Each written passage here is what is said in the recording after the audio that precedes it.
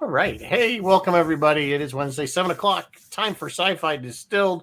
Welcome back, Mary Beth, of course. Hello. And we got Bill's already here. Hey, Bill's how you here, doing? and I'm sure others will I'm come sure others. Well, there's trickling in. three, and one of them's probably you. And there's You Martin, always watch. And there's Martin. and Hi, one of Martin. them is me. Sorry, so I'm skewing our numbers. That's all right. That's okay. We need skewing. We do So need a little tonight we are kind of, I don't know if we call it wrapping up or just continuing our time travel, sort of unofficial time travel series on, and we're doing 1980s. The final countdown, which was voted on by viewers. They wanted this this last. was what you guys wanted us to do. We gave you Well, choices. asked for it. Where are you all to watch it? So, no, when the movie came out, I mean, I was a kid and I really liked it. So, but we'll talk about that. But we have news. We got news. What's going on in the world? Let me see. Where's the news? In the news. Oh, I got some DC news. Adam Driver is in talks to take the role of Mr. Fantastic Reed Richards in the Fantastic Four reboot. Nothing's confirmed yet, but fans are already flooding the interwebs with their images and art of Adam in the costume, which they do that sometimes. Have you guys seen all the Star Trek Legacy stuff? Like half the time I can't tell what's real, like what's a fan created thing and what's like truly generated by Paramount. Like it's like, well, the AI stuff is getting crazy. The AI stuff is getting crazy. And then also in DC news, the Flash trailer dropped. I don't know if you guys have seen it yet, but it looked more like a Batman movie. Like there was a lot of Batman, and there's Keaton, and he was going, "You want to get nuts? Let's get nuts." And there was, I think, Batflick jumping out of the Batwing in the air. I'm not really sure, but it was like a lot of Batman going on in that trailer. Well, DC Batman is still probably their most profitable superhero. Probably. So this is going to be one of those. I think he's bigger than Superman as far as profitability. He might be. That's a great question. Money wise, is Batman? I bet you Batman. Especially if you fold in video games and everything else. Interesting. That would be my guess. It's just my speculation. I have no actual data to back that up. I bet you're not. I bet you're not wrong. I bet you're close. Look how many Batman movies there have been. There's been way more Batman movies and they seem to be more popular than Superman. Right, that's what I'm saying. And the video games, especially the Arkham series, is hugely popular. Yeah. So anyway, moving on. All criminal charges have been dropped against Alec Baldwin in the shooting of Helena Hutchins on the set of Rush. Remember we talked about that when it happened. I think this is the right thing to do. We still don't know the details, but this seemed kind of weird. Was there any of why they dropped? No, I didn't. There was no other. I was surprised that they had brought criminal charges to begin with. I was too. But I thought if anything, it would be civil, civil suit. I was too. I thought the on-set weapon master needed to be. If anybody would be criminal, it would be that person. But yeah. So it's curious to know why. Yeah, I'll have to research it a little more. How to Train Your Dragon live action. Rumors of casting for How to Train Your Dragon are swirling with a tentative release date of March 14, 2025. They're looking at a bunch of different people. I don't know, guys. What do you think? How to Train Your Dragon is one of the cuter ones. It is. It was. Well, I only saw the first one. I know there's like 2 or 3 of them. 2 or 3. They're adorable. There's nothing. They're so innocuous. Is it necessary to make? Why are you doing a live action? That's what I was about to ask. Is this necessary? That movie was cute. It's. And are they going to keep it a kids, or are they going to try to make it more? Yeah, they're going to try to make it. Yeah. More, Game of Thrones. Just because you can make a dragon on CGI doesn't mean you should make a dragon on CGI. Like that thing was perfectly adorable, and it needs to be just left alone. I think. I don't know. Whatever. Just because you can do a thing does not make you mean you should do that thing. Andy Serkis has confirmed he will be back in Andor season 2. Can't remember the character's name, but remember he was the prisoner who was like the head. Of their guy that couldn't swim. And he couldn't swim. That's right. And they're all fleeing, and he's like, I can't swim. I can't swim. I thought, almost because they just shoved him over. They should have. Somebody would have got him to the shore. They did. I think that's what happened, isn't it? Or I don't know. The camera pans out, and you see him standing as everyone kind of flows past him like lemmings to the sea. Yeah. And he's just kind of there. So obviously he retreats, and then what happens from there, we don't know. I guess we're gonna find out. Broken Lizard just put up a post today saying they are writing Super Troopers 3. A little more. I don't think they'll go back to Canada. I don't know what they'll do for Super Troopers 3. I entered their contest. They had a contest, a giveaway.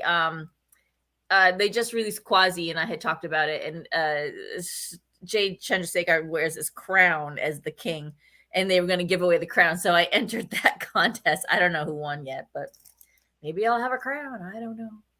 And then finally, not finally, I got something else after this, but finally in this part of the news, Trek Movie reports that the petition for Star Trek Legacy has already surpassed the petition for Strange New Worlds, and we got Strange New Worlds. What do you guys think? Start typing. Do you want Legacy? How do you envision it? Let us know in the comments. And just out of curiosity, do you guys remember the character, that little Legolas Romulan elf character with the sword? His name was Elnor or something. Wasn't he supposed to be on the Excelsior? And didn't the Excelsior blow up or something? Is he dead?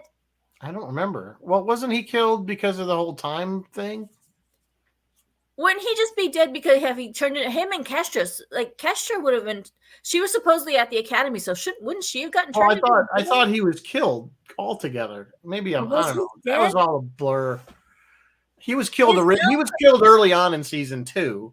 We assumed maybe when they fixed everything that he would be back. I don't know. Guys, start right. I don't remember Elnor's fate. Does anybody remember Elnor's fate? Which is not good. I mean, when you can't remember a character like that. We're going to talk about that next week, the whole show. Yeah, we'll talk. I just want to talk about season 3. Like, I really just want to talk about season 3. No, we're going to talk about 1 and 2, though. I think we need We'll hit on it. We'll hit on 1 and 2. And then finally tonight, get out your party hat and blow your thing. Happy anniversary to us. It's our 3rd show. Distilled. It's Distilled's 3rd anniversary. Tell me now, kids, I have some questions for you about what you've learned watching Sci-Fi Distilled. Which background prop? Look at Rizzo. They have way too much time on their hands. They learned nothing from us. Learned nothing. Look at Rizzo. Which background prop is the best background prop? I changed them too, so there's not. And he changes them around. I like the TV. I liked the thing that you had little mini TV in. Oh yeah, that's over there. It's It's eventually that's going in the Kirk office. I was gonna say best crossover episode, but we only ever crossed over with Roy. So Roy gets best. There were several. There's a few good ones there. So. There's a couple of good ones. We usually do it at Halloween. If you have a choice, best Halloween costume on me, I can remind you what the 3 years were. Yours are always better than mine. So Evil Queen, Velma, and then Catwoman.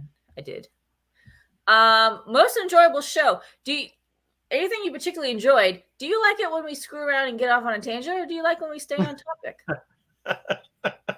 What is this? Is this like a Survey Monkey or something? It's Survey Monkey. We're gonna send out Survey Monkey. I want your feedback. I want to know how we're doing 3 years in. Yeah.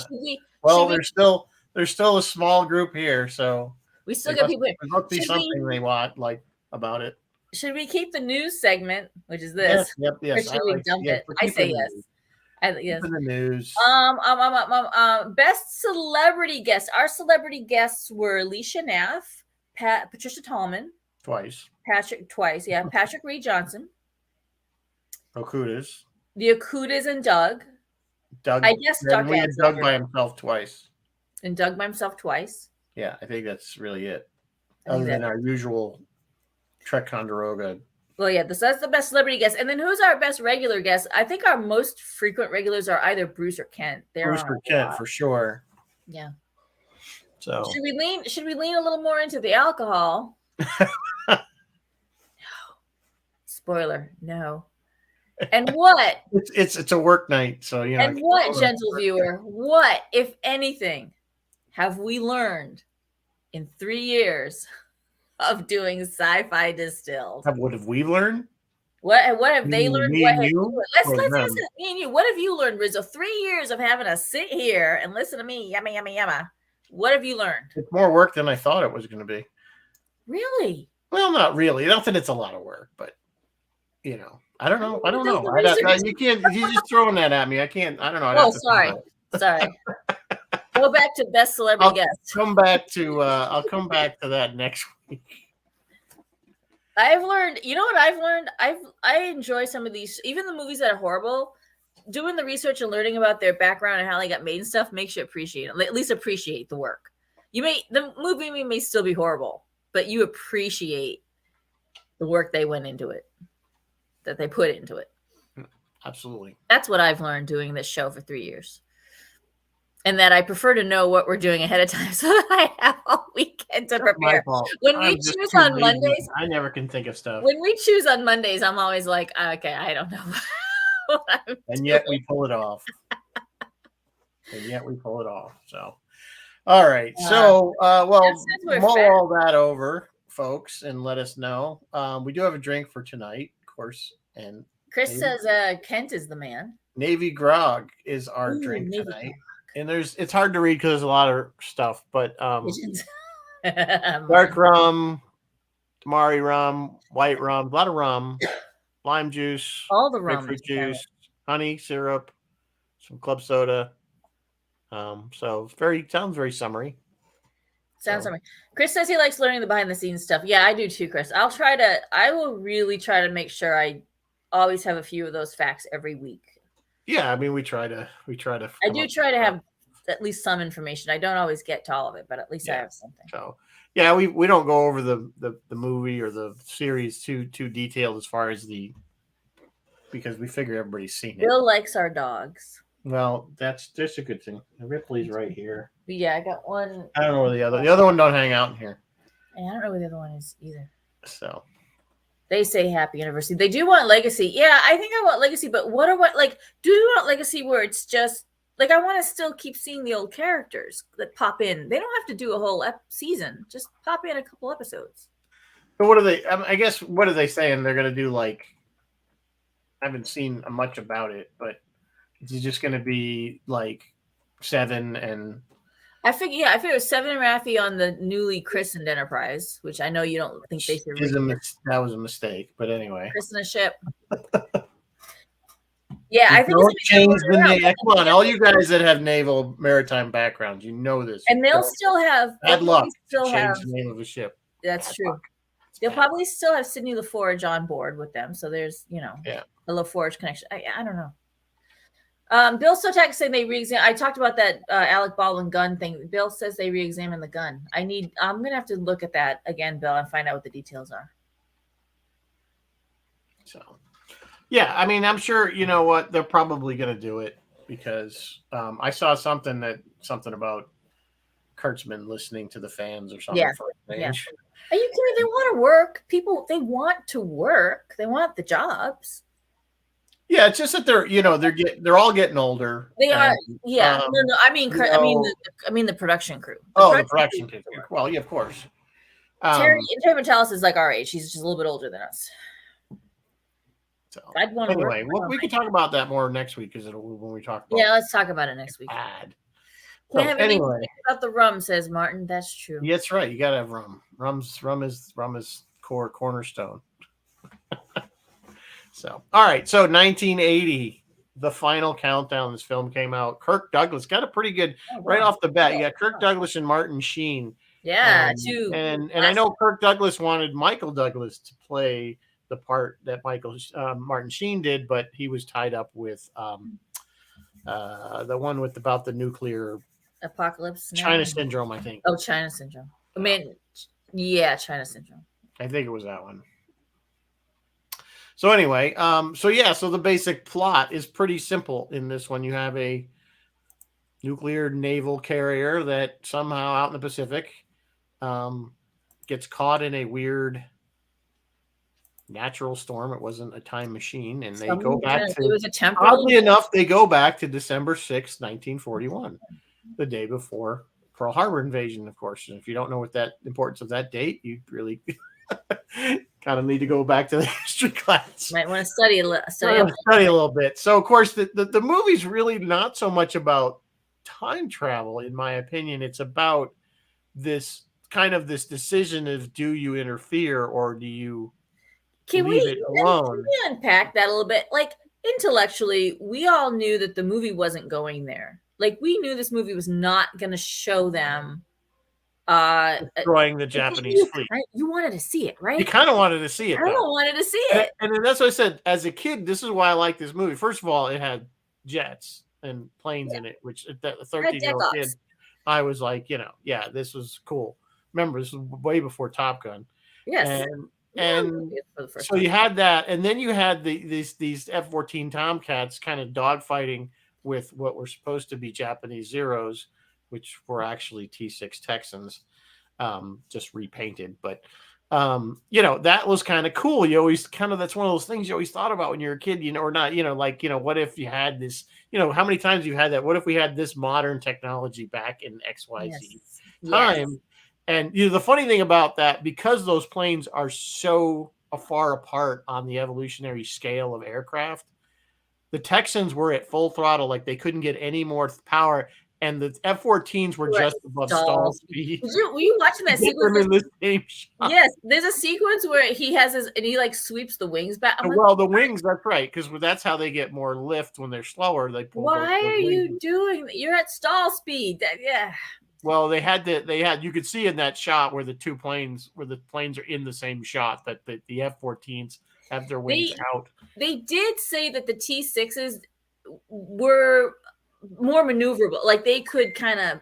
Well, because of speed, because they're slower, so that they could turn quicker. But it was just funny because it would, like, the jets would just go past them so fast it would. Now, granted, from a distance, they could just missile.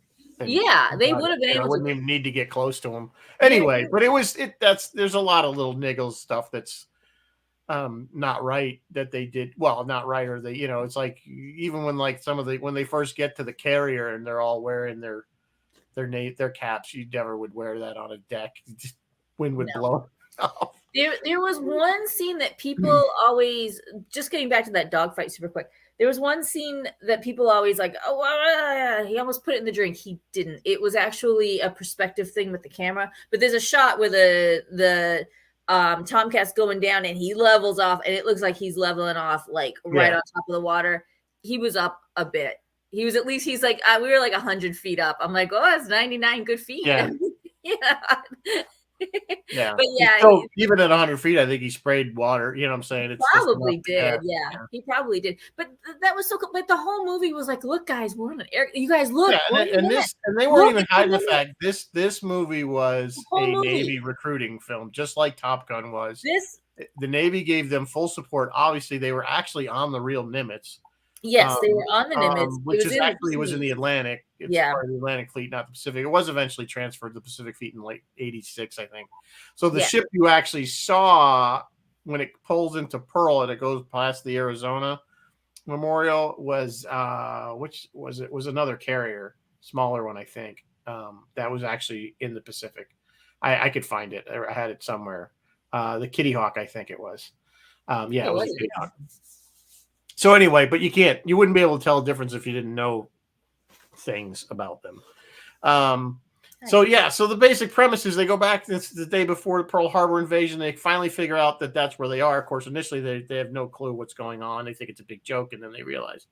So, but the admiral, by Kirk Douglas, he's gonna go and blow the crap out of the Japanese fleet, which a carrier of that era probably wouldn't have much problem. Oh yeah, they have no problem. It would have been over before it started. Yeah. He wasn't at first. Like, he actually really, you could tell he was like, yeah. And then finally he gave the signal. I think at first he didn't believe. He still didn't believe. Thought it was. Yeah, they didn't believe. Thought it was somebody was playing a prank on him.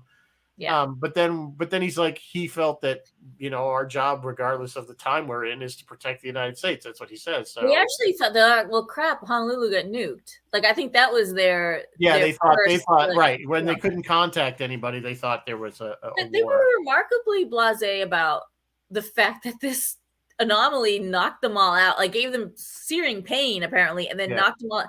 And I get that an aircraft carrier, it's not the Enterprise. Like, there's not scientists on board. I get that. But don't you think they would have at least acknowledged the fact that the entire crew had been knocked out? Maybe put it in the ship's log. Real quick. I don't think, again, you can't dig too deep into this film as far as the science of it, because there's a lot of holes in it. There's This is probably one of the only films, full though, speed up that to drive does across the time travel on a large scale, yeah, where you have a really whole huge scale. Yeah, thousands of people all of a sudden moved, not just one or two people. yeah, So it was kind of interesting. I don't think that's been done, other than in like Star Trek or something, where you have an actual starship. But I mean, like, kind of more Earth based. yeah. And just so you guys know, I really enjoy this movie. I like this movie, but I'm about to tear it apart. It has its issues. Like, I wish they would have unpacked that whole temporal anomaly a Well, little yeah, bit. they kind of, like I said, the most of the movie, if you take out all the scenes of aircraft taking off and landing and deck operations, you'd have about a 20-minute, 25. You know what? You know what? I mean, there's really not a lot there. They go back in time. There's some yacht They scenes. figured out that there's the yacht scene with the fictitious, and then there's the senator. whole scene with the captured Japanese. Right. They captured. Well, they rescue him because they shoot him down. But I'm like, there's really not a lot of it. Kind of like, because remember, this whole thing happens in less than like 24 hours. Yeah, that's true. I mean, but there's really not a lot. They're gonna, luckily the captain goes, okay. There is something to be said. Was for some reason there was some higher purpose to this for whatever reason, because it drops them on a very interesting date for some odd reason. Yeah, it was. And then right before they're going to interfere, the anomaly shows back up and says, "Nope, we're taking you back." Yeah. To what? So what was, to what end was it? Was it? Yeah. Was it like you only had? We're gonna send you there. You only have that limited time to do something. Higher power correcting the timeline that had gotten screwed up, and they needed them to fix it. Maybe that one guy, the commander, what's his name, that ended up getting stranded and staying in 19. Yeah, James Ferrantino. What was his name? Owens, I think. He was a that part was great. Like having him show up at the end. Now he's aged, and he really was in the beginning too, because remember he kind of saw Martin in the car at the beginning. And we know that. Well, we know now that that was him in the car. That was great, but then other things didn't pay off. Like in the beginning, there was the jet whose tail hook didn't come down, and they just filmed that because that's literally something that happened while they were on board filming. So like, oh, hey, let's get this. Yeah, that happened. Yeah. That should have paid off. Like that should have had a payoff later on in the movie, but it didn't. It was just like, hey guys, this is what we do when the tail hook doesn't come down. Like, okay. Yeah, it was kind of a big Navy propaganda film. Those pilots, you can see interviews with those pilots on YouTube, and they are hilarious, and they think Top Gun was horrible. Yeah, I'm sure they do. They had criticism for Top Gun, which was pretty funny. I was like, oh, okay. Well, I don't know if that's kind of the, people in glass houses shouldn't. I mean, this film, as far as naval operation, was pretty accurate. I mean, I've never standard naval operation. Yeah. But yeah, the other interesting thing, which originally I started watching this and knowing what I know, and it's like, I thought when the storm started to come up, and I'm like, well, are the escorts going to go with him? I don't remember the escorts. And then he says, tell them to go back to Pearl. So I was like, oh, okay, so they cover that, because carriers are never by themselves. They're always with a task force. They always have escorts, smaller like destroyers and stuff. So that I'm glad they at least covered that, even though most people wouldn't have any clue. Some of the stuff. There's a line about him turning into the wind or something, because the planes, but at least back then, maybe that has changed now. But back then, they had to be either going into the wind or coming out of the wind for those planes to land. Right, they have to point the nose into the wind. Overlook the time stream. Yeah. I wonder if he made bank. He busted because he was rich. Well, he clearly did. That's what I was going to make. Clearly, he used his knowledge of the future. Yeah. To make sure that he was wealthy, because But did he orchestrate the whole thing? Did he actually somehow orchestrate? Because this is one of those fulfilling loops. Well, that's what I was saying. You wonder if he's you wonder, So did he orchestrate the whole time thing to make sure it fulfilled itself? Well, how would you? Oh, you mean that he invented some kind of device that created the storm in the first place? I don't know. That's why I don't. That's why I don't know. But he's also, there's some kind of was there some kind of preordained destiny? Because remember, he was the one that was the scholar about the Japanese invasion. So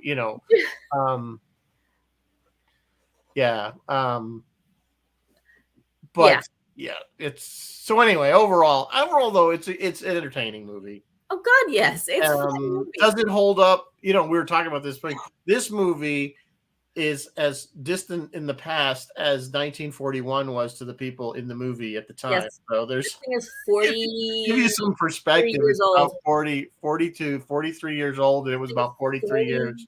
3 years old. But here's the weird thing: is I feel like if you drop me back 40 years in 1980, I'd recognize things. Like I wouldn't. You know what I mean? I'm kind of surprised that when they do time travel and they choose only 40 years.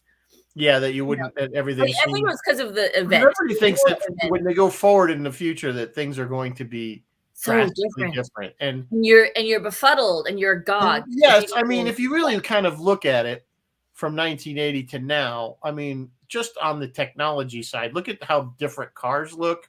We have electric cars. You recognize it's a car. You're not going to computers that are more powerful than anything they said. Would recognize. On the other hand, there are kids out there who, when you give them a rotary phone, they're like, they have no idea what it is. Yeah. Christopher Collins is saying, I like the musical score in this film. Yeah, the score is to this day the Nimitz's breakaway music. So if they get replenished, if another boat comes to replenish them at sea, and then it's time to go, that's what they play to like cheer the sailors on or whatever. And they all have their own, like the Enterprise has Star Trek music. And I don't know. I knew some of the other ones because I had been researching it for this. But yeah, each ship gets its own. Well, the captain decides. Yeah, the captain decides. Captain decides breakaway generally. Yeah. With the breakaway. So that's kind of cool. It's just a morale booster. Yeah, it's just a little morale booster. But this is actually good music. So yeah. Yeah. Oh, you learned about this film from Robert Meyer Burnett? Oh, that's funny. Was he talking about it in one of his podcasts, one of his shows? He would know this one. I'm sure. I knowing him as I do, he would know this one. For those of you guys who don't know, Robert, who did the music for this? I can look it up real quick. Robert Meyer Burnett. He was doing Trek Spurts for a while there, but he has his own podcast, and we know him because he came up to the set tour. Right. He worked on that other fan film that we will not speak of. We will not speak of. Yes. Oh, that's the Nimitz Wrong website. Let me go. The musical score was by John Scott. So the other thing I thought which was kind of funny, which I know, again, remember, this is before CGI. Any kind of, so everything would have been more CGI. They could have got the planes to fly at, more realistic speeds, I guess.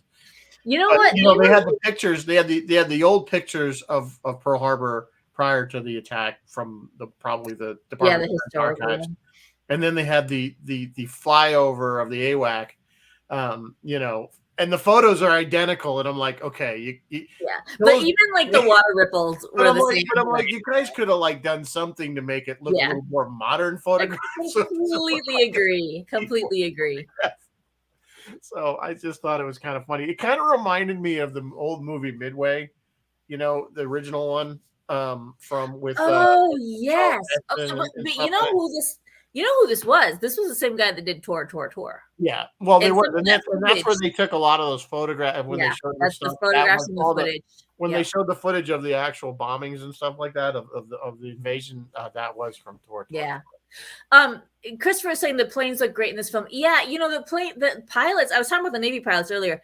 And I was saying how they hated Top Gun. They did the exact same things that they were doing for Top Gun. They had to film some of this stuff themselves. They convinced the movie producers. The movie producers were gonna do models or something. There's a shot of the missile of them firing like Fox 1 or whatever the heck, Fox 2. And the pilot's like, no, we'll do it for you. And so they taught the one pilot how to use the camera, and they get up there and they get themselves situated, and the pilot's filming it, and the other guy shoots the missile, and they're like, we got it. They were so excited. Like they got to film that, and they used it in the film. The pilots of the T6 was actually a World War II ace. Yes. It's just kind of interesting because remember, again, it's only 40 years, so he could still be a film. Weird. What was the thing about when they thumped him? Like he flew past him, and the two T6s kind of went off in the wash. There was some little story about that. Like I think they were scared. One of the pilots lost some stuff out of the cockpit, and they were scared they were not going to regain control of that airplane, but he did. Yeah. Well, that's You're not again, supposed to do that. It's like they an said illegal those maneuver. two aircraft are very far apart on the evolutionary scale of aircraft. Oh God! I mean, they were I flying mean, their it's canopies again open. the advancements that have been made. If you look at it, you look at a Tomcat of like 1980 and the most like the F-18 like we saw in Top Gun. I mean, those are very, very obviously the F-18 is a much more advanced aircraft, but I think the Tomcat could probably hold its own for a little while. You know what I'm saying? It's like they're not that far apart. They're both as No, the far as Tomcat speed and the F-18 are not maneuverability. that far apart, but a T-6 Technology, it's usually or all Real all Zero the guided missiles and all that stuff. yeah, But yeah. my point is that there's a bigger gap. Yeah. On what Super minor note. I also want to say they showed the Tomcats with the skull with the Jolly Roger, the skull and crossbones painted. I love that. Those are not used anymore. I don't know what squadron that is. You guys, if you know, tell me. But I love that. Yeah, I and thought that was a great paint job on those. Super paint job. F-14s. That got a nod in Robotech as Roy Fokker and then Rick Hunter's Skull Squadron had that paint job on their Valkyries or Guardians or whatever the heck they were. Probably they took it off because it became not PC. Oh, I'm sure it's wildly not PC to be a pirate. But Chris, Martin, where's your comment? Did the Nimitz stand in for the Enterprise in the voyage home? Was there an aircraft carrier at that end sequence of the voyage home when they brought the whales? I think there was. Was it the Nimitz? I think he's just talking about the time travels. The thing all they really did was they took. I mean, the time travel of the Nimitz was pretty. I thought wasn't. It was just the effect of the storm, whatever that circular thing, and then a silhouette of the ship. Yeah, you know what that wasn't like it was that laser. Like that was their effect. Because you know why? The Navy, it ended up being much more expensive than they thought it was going to be working with the Navy. And by the time they got all that stuff done, which was awesome stuff that they didn't want to get rid of, they had no money left for special effects. So it was literally like smoke and mirrors to do that. Christopher Collins is asking which had a better time travel sequence, the final countdown or Star Trek for the voyage home. I'm going to go with Star Trek. Yeah, I got to go with Star Trek. Star Trek 4. Voyage home, they actually put some... Yeah, it was more than just a laser and smoke. So, yeah, because it was a silhouette. Then they just did a dissolve to the sunny day, the ship cruising on the sunny day thing. So, yeah. Yeah, they didn't. It's not from a budget aspect because they didn't show much of the Pearl Harbor. They didn't have to. They just stayed on the entire. It's almost like a bottle movie. Like they didn't show any of Hawaii. They didn't show. It was all happening on the Nimitz. It was a bottle movie on the Nimitz.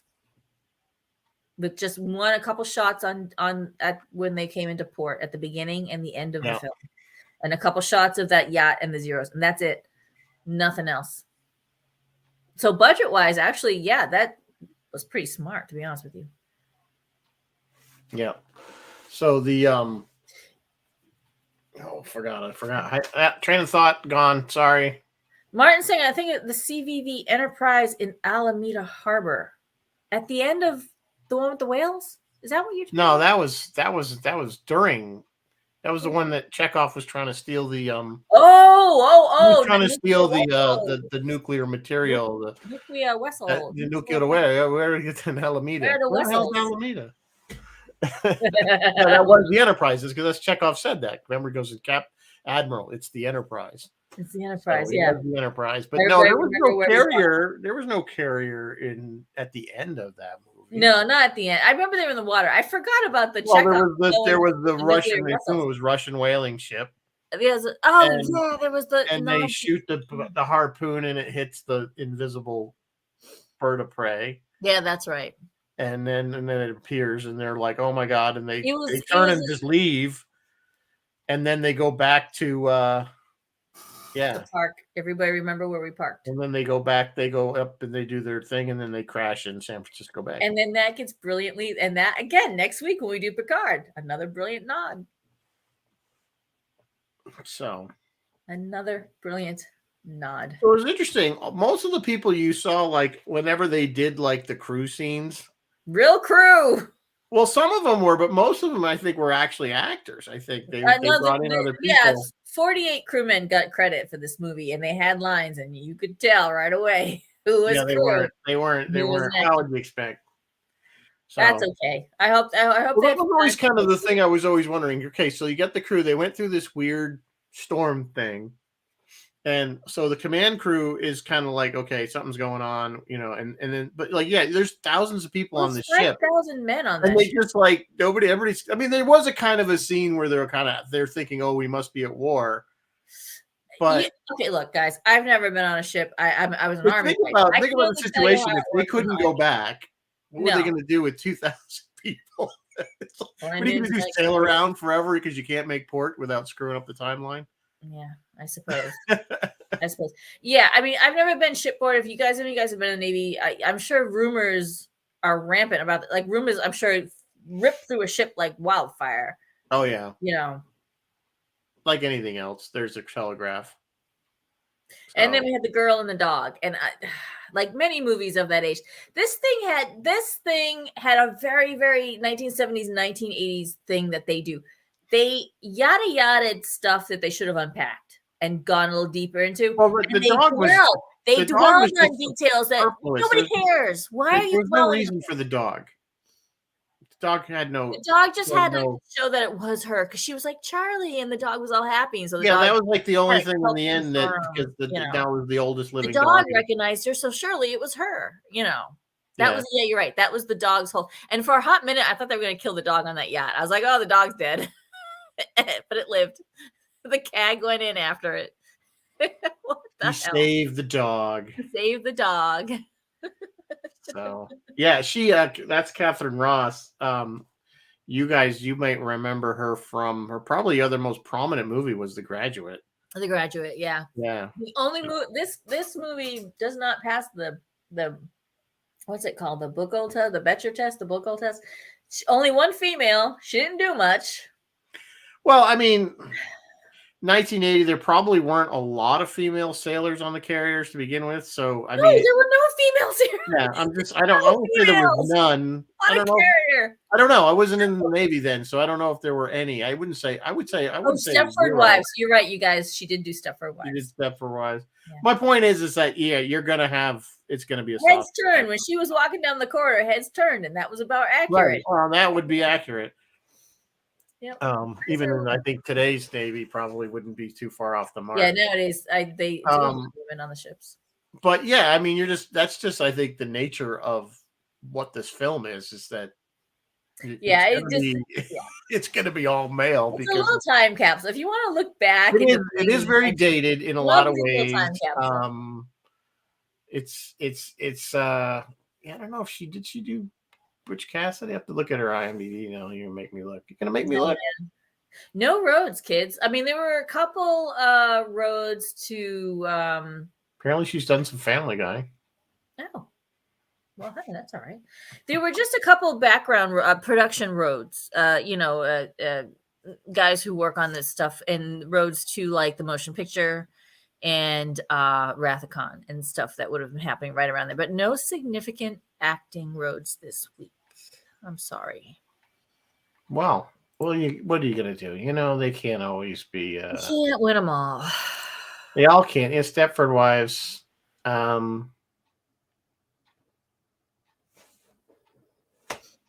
don't really see anything. Wild Wild West. Oh, Wild West. Okay. The show, right? Yeah, the show. Yeah. Yeah. Yeah. I'm not seeing anything else. Of course, we know Kirk Douglas. I mean, if we're gonna go through cast, Kirk Douglas. I mean, Kirk Douglas, man. Come on. But you know what? This thing was produced by Peter Douglas, and he wanted his dad to do this. Which, you know what? I'm glad he got his dad to do it. He plays. I mean, he's like almost like the perfect guy to play this. Yeah, it lent it a lot of gravitas, and they did really good. Like they were very believable. Him and the other guy, like they were all super believable naval officers. Yep. Absolutely. Yeah. And I think well, go ahead. I'm sorry. Sorry, he had who he reminded me of? Roy Scheider a lot in this movie. A little bit, and Roy could have pulled this off too. And Roy could have pulled it off too. Oh, he wasn't old enough back then, but he could have. Well, no, he had already done Jaws as Brody. I could see him as the captain of this. I mean, I could see it. He could think with a little gray in his hair would have worked. Yeah, that's true. That's true. But that was the feel I got because I remember Roy as captain of the Sequest. I don't like that show. You Sorry. don't like this show? I sound We've had that. We've had this discussion. Remember Yeah, we did we that. did it. We did Sequest on the show. All right, moving on. Moving on. Yeah. So then Martin Sheen. I'm trying to see when did Apocalypse Now come out? That was earlier, right? He had already done that. Chris is asking, was most of the aircraft footage shot by the military? Nope, it was shot by the production crew, and most of it was shot right off the ship. So some of the guys were trying to shoot while the jet took off, and they got knocked back a bit. Just a few of the the shots in the air were done by the pilots themselves. Yeah. So this was Apocalypse Now was the year before, so he'd already done. Martin Sheen had already done Apocalypse Now, so very young Martin Sheen. Yeah, they were trying to finish up Apocalypse Now. They were doing. Martin had to leave to go do ADR for Apocalypse Now during this movie. Yeah, his character. You know what it was about this movie?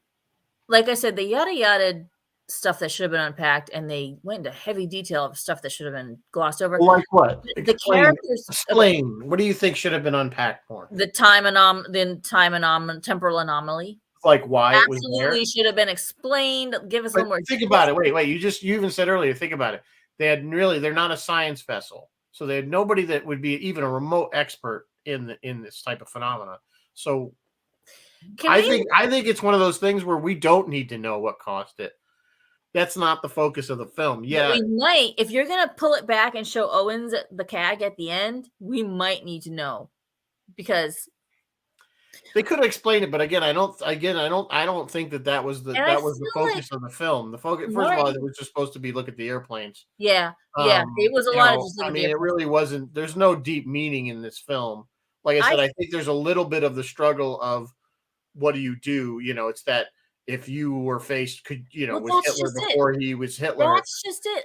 That's something that could have been, yes, that's something that could have been unpacked a little bit more. I think that could have been unpacked a little more. That I will agree with you. Discussion between the characters of because really they all seem to be kind of on board with let's go blow up the fleet. Do it. Well, they're excited. Who doesn't want to? Nobody was like, what if we make time worse? Yeah, what if I kill my grandpa and then what do I do? Well, I'm just saying, all these.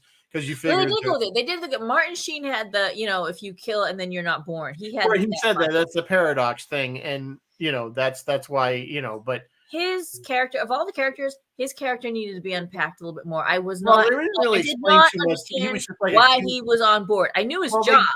They did. But I never saw him do his job on board. Well, he was on board a day, and then they got sent back to 1941, so he didn't really have time to do any efficiency checks what he was supposed to do. He had time to unpack. Like there's a scene and he's like in the mirror and there was like shaving gear. I'm like, you unpacked your shaving gear. You must have really moved in. Or so I don't know. I just feel like his character. I thought it was funny that he went to the other guy's cabin and just started rifling through his shit. Oh my God. Right? I was like, dude, it's like, and he didn't even apologize. Like when the other guy came in, he's like, he was sorry. Didn't even apologize. Just like, hey, you got some interesting paperwork here. I always thought that was like. And did it again and had the balls to stand in the head and wait for him to open the door, and he's standing there with the stuff like I'm like, what the hell are you doing? Yeah, things must have been different in 1980 because I don't know. I was just like, that was one thing that stood out to me. I was like, he didn't even apologize. He just walks in the other guy's room, starts rifling through his stuff. Wouldn't he just basically, like, if an emergency started happening, wouldn't he just be locked in his room the whole rest of the trip? Like, he was always around. He was like, Well, the captain did say, he was puppy dogging the captain everywhere. But the captain said, I want you to stick with me, like, the whole time. Like, but that was like, why? Because why he felt that guy was so important, because he was really just like an analyst. Honestly, who should have been there? The CAG, who had the historical knowledge. Right. He should have been the one following the captain. You're right. But I guess but Martin Sheen's character had to be more prominent. Was you're going to kill your own grandpa guy. All right, whatever. The CAG was too busy speaking Japanese to the Japanese guy or revealing Japanese secrets to the Japanese guy. Yeah. Who wasn't Japanese. The actor is Korean, and no, that's not a mistake. There were Koreans who fought for the Japanese in World War II, so that kind of worked out. Well, and most people wouldn't know. Not to even touch on being like racist, but let's face it, most people can't tell the difference between a Korean and a Japanese. Not by looks. By their name, but not by looks. But maybe their name. No, yeah, but not by their looks. Yeah, Chris is saying the bottom line is not to interfere with a major focal point in time. Yeah, Chris. Yeah, that's it. I would have liked to have seen them dig into that more, like less of, well, I would have liked to see more of a conversation and from that, should we do this because we could be making things worse Yeah. by changing this? Not, oh yeah, we're going to save all these people. I understood Kirk Douglas's very rudimentary response to that is, we're here now, so we're going to do what we have His to do. response is, our job is to defend. Yeah, but he's saying, I'm not going to worry about I'm here now. This is the decisions I'm making about what's happening now. Yeah. But that's kind of very short-sighted, because you are probably making even what they did could have changed. Those two pilots that they shot down.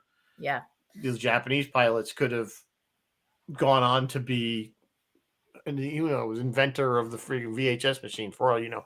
Exactly. Something important. Yeah. Something's going to tweak. Bill is saying Sheen had a heart attack during Apocalypse Now. That's right, he did. The behind the scenes on this movie mentioned that because he was on this really strict workout regimen. Like he had, they made the actors, the behind the scenes commentary made the actors not sound good. Ferrantino was complaining about a bed spring in his bed that was like hurting his back. Catherine Ross was complaining about the catering in Key West.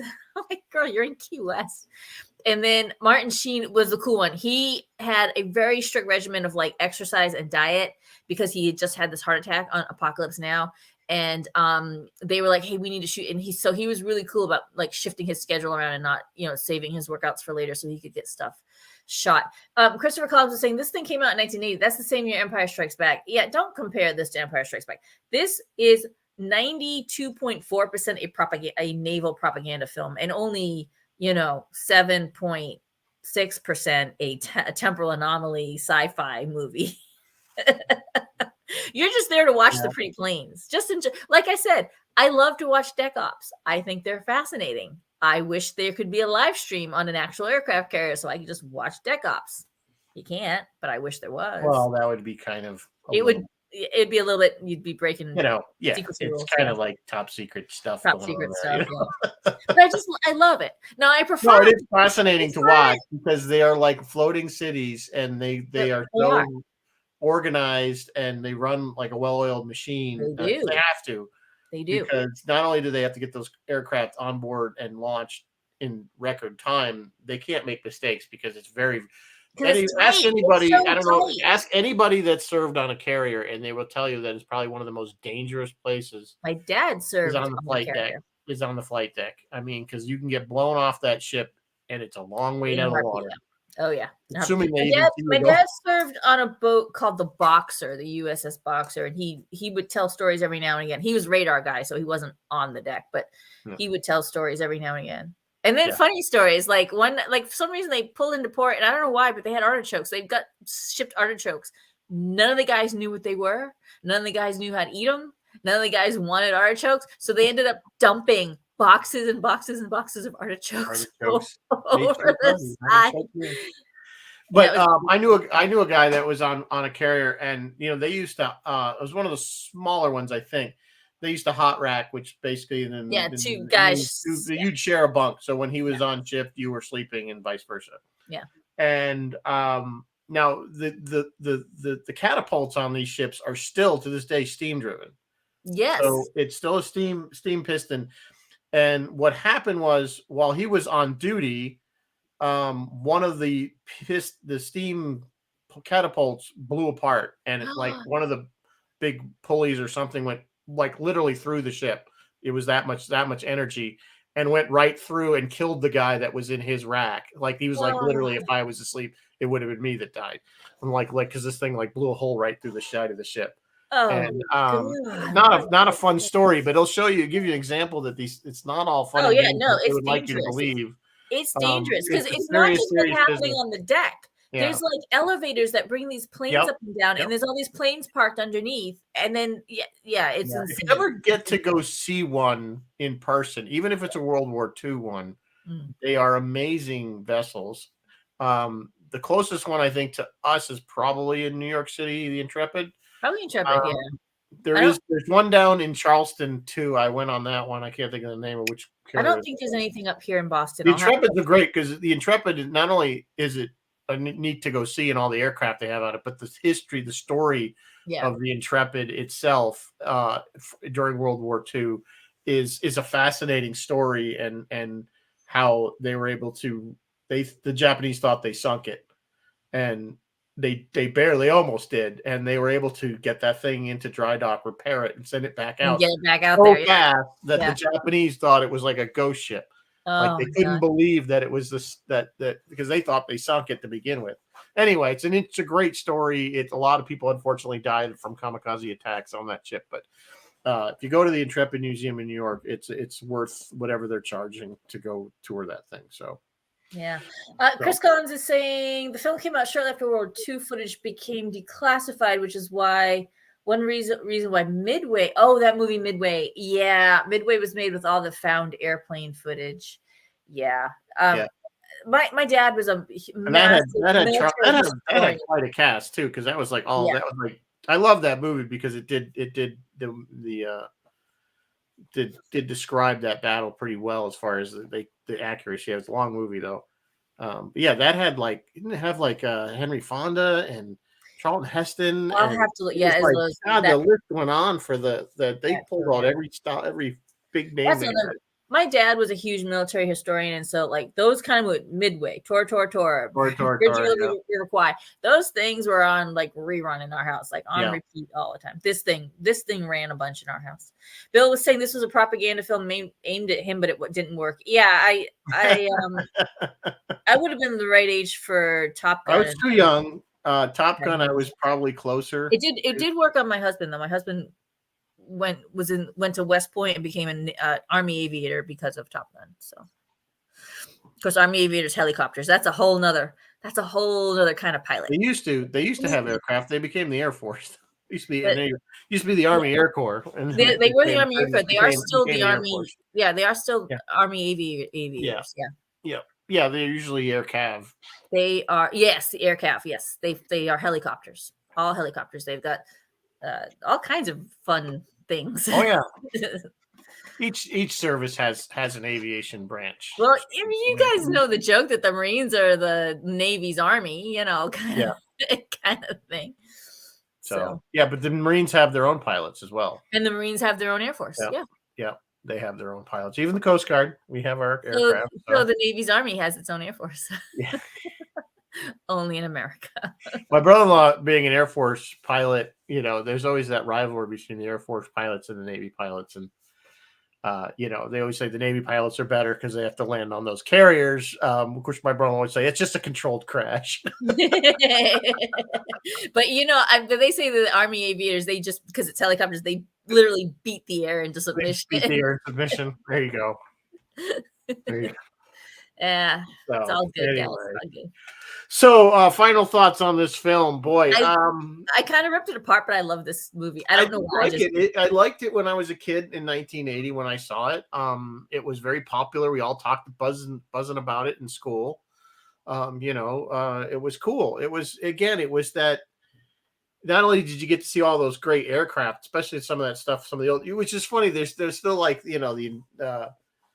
some of them was nostalgic. Besides the Tomcat, looking at some of their seeing the Tomcat, seeing that big jump, seeing the skull and crossbones, very stuff like that. There's a lot of neat stuff in there that again, it's hard to believe that it's over 40 years ago. 40 years old. But the thing is, a lot of things haven't changed. Like if you actually went on an aircraft carrier, there'd be some of that stuff that's still operating the same way 40 years ago. A6 intruders were still used. I don't think they're still. Oh, I know it's still the helicopter, that Sea King. The helicopter is still the one that's the one that they fly. That's basically Marine One. Marine One, yes. And the other plane, all the other planes are gone except for, I can tell you, the one other plane that is being used. But I know they used those A6 intruders. Those are like Vietnam era. They use those for decades. The Hawkeye. They're still using that Hawkeye, I think. Yeah, the one with the big radar thing on it. Yeah, the Air Force called them AWAC. Whatever it is. Yeah. But so a lot of that stuff is still, if it ain't broke, don't fix it. This thing was on Siskel and Ebert's worst movies list.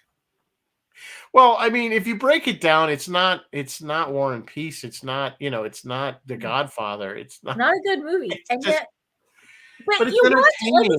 it's It's entertainment. entertaining. It's It's entertaining. It's flip-flops. entertaining for Look, its. kids, we're on the Nimitz. Look, kids, Yeah, we're on the right. Nimitz. Just drive it home in every scene. I Look, do like kids, that one we're on scene the where the guy Nimitz. where he's trying to he's saying, I'm, Captain so and so of the USS Nimitz. Yes, we don't name ships after admirals that are still serving. Still alive, yeah. He did really good. Charles Durning, and I don't usually like him in his stuff, and he's played some dumb roles. He was really good in this movie. Okay. Moving on. All right. Well, anyway, I think we've probably beaten as much. We've beat the poor thing to death. Yeah, poor Look, thing. kids, we're on the Nimitz. Look, kids, we're filming on the Nimitz. There you go. Every scene. Look, kids. Yeah, it's like I said, if you took out all the scenes that were just straight Navy, there'd be footage, nothing. like stock You footage, know what? If almost you like took the out the scenes aircraft. that were, you'd have a Twilight Zone episode. It would be like, it'd literally be like half an hour long. You would have a Twilight Zone. Because the movie's only like an hour and 40 to begin with. Yeah, it's not that long of a movie. So. It's like in not Christmas Vacation, National Lampoon's European Vacation. Look, kids, Big Ben. Look, kids, Big Ben. Yeah, Look, kids, we're on the Nimitz. Keeps going Look, around. kids, we're on the Nimitz. Look, kids, we're filming on the Nimitz. Okay, we get it. All right. So what's Roy got? Looks like Roy's off to. I don't know. Roy, I think is off. I just saw a post that he's off to. He's off to do Space 1999. He's going to Calgary to the Space 1999 convention. If you guys are going to go there, send us pictures because I want to see how it goes. Good luck and have fun to everyone who's going to be doing that. And Phil is off this week too, so I have literally nothing.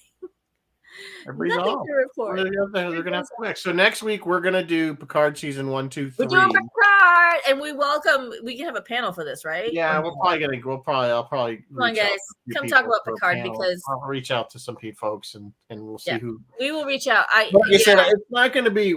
This is not going to be we love Star Trek, we're not going to say anything bad about it, because I think this one, Martin, one of those shows. This is one of those shows that. I think needs to be beaten on a little bit. Not the last season, of course, was very good, but there was a lot of stuff wrong with it. And many problems. We're going to talk about that. At least, in my opinion, if you loved all 3 seasons, bless you. You might need more than an hour because I feel like we have a lot of territory to cover. We have a lot of territory to cover. Yeah, it's not going to be a love fest for all of it. So just be prepared.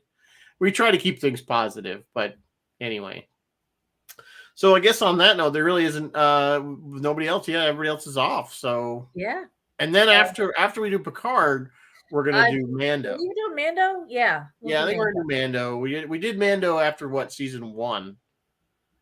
We did a Mando episode, and now Chris says do 20 minutes a season. I feel like each season. Well, Chris, I don't know. I think I don't know. We'll see, Chris. I don't know how it's gonna break down like that. I think we're going to jump around. I could see us jumping. I feel knowing us, we don't do well with lanes. We're going to be all over the board. Yeah, no. we don't stay in our lane. We would be organized and have organization to our shows. No, and then we're all over the place. Yeah, then it's like no. So, anywho, all right. So so we'll do Mando after that, and then beyond that, well, that's just getting too far out for me. But if there's something you guys want us to do, like y'all voted for this one, let us know. Let us know. So. All right. Well, it's 8:00. Look at that. We made it. We did it. I didn't know if we had an hour of this, but we did. Okay. So good night, guys. We'll see you next week for Picard. If you haven't watched it, watch it because there's going to be spoilers. Yeah. Watch quick. Good night.